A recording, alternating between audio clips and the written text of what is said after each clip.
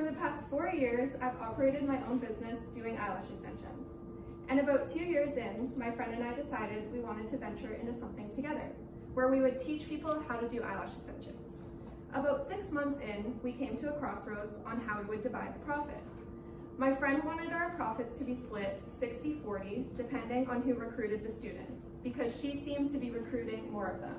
However, I thought this was unfair because I was doing a lot of the background work over social media. So this led to a larger argument, and now we're no longer friends. As some of you may be venturing into the business world and wanting to start your own businesses, it is imperative that you know the implications of starting a business with a friend. And since I've been in this position before, it is important for me to tell you the pitfalls of starting a business with a friend. So today, I'm here to inform you that starting a business with a friend does not equal greater compatibility, it does not equal higher success, and it does not equal the same business purpose.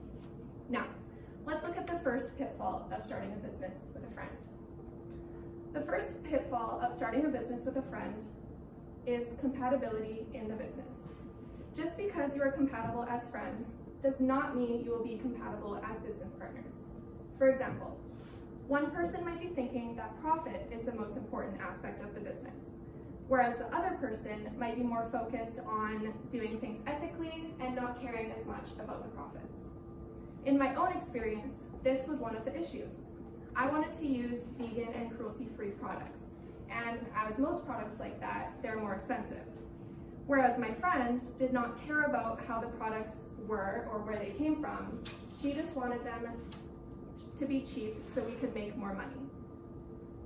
This goes to show that even though you may get along as friends, your values when it comes to business, or frankly making money, can be on complete opposite sides of the spectrum. Now that I've went over the first pitfall, I will tell you about the second pitfall, which is success. Moving into business with a friend does not equal higher success. Rather, it means higher failure.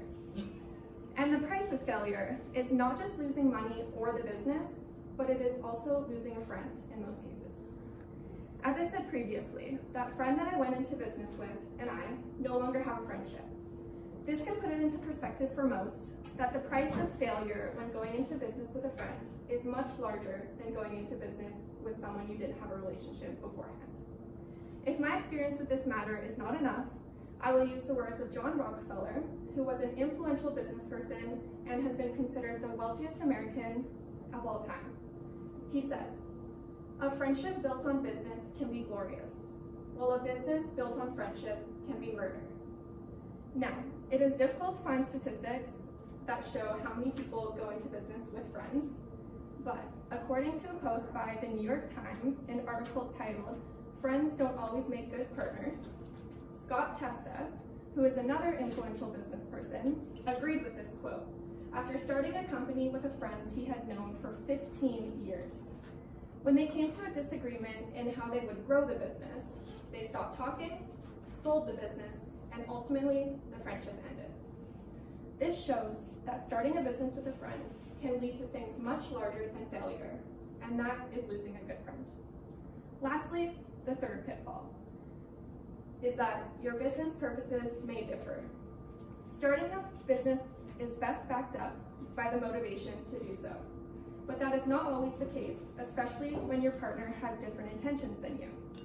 I will use a scenario to help you visualize how this could happen. So, you want to start a business of teaching people sign language because one of your family members is deaf. And it is really difficult for them to do things when many people around the world don't know nonverbal ways of communication. For this reason, you have a mission. And the mission is giving you the motivation to start this business. But you're having second guesses, so you consult a friend, and they're willing to help you start this business. But their main motivation for this is just to make a little bit of extra cash. Business is usually started on a common goal rather than a good friendship. And this gap in the purpose of a business can trigger arguments and cause slow business growth. So, to summarize the information I've presented to you today, the pitfalls to starting a business with a friend are compatibility in the business world, the price of failure, and differing business purposes. If you choose to enter the business world, take these points into consideration, and let's remember, friendship is friendship, business is business. Let's not get them confused.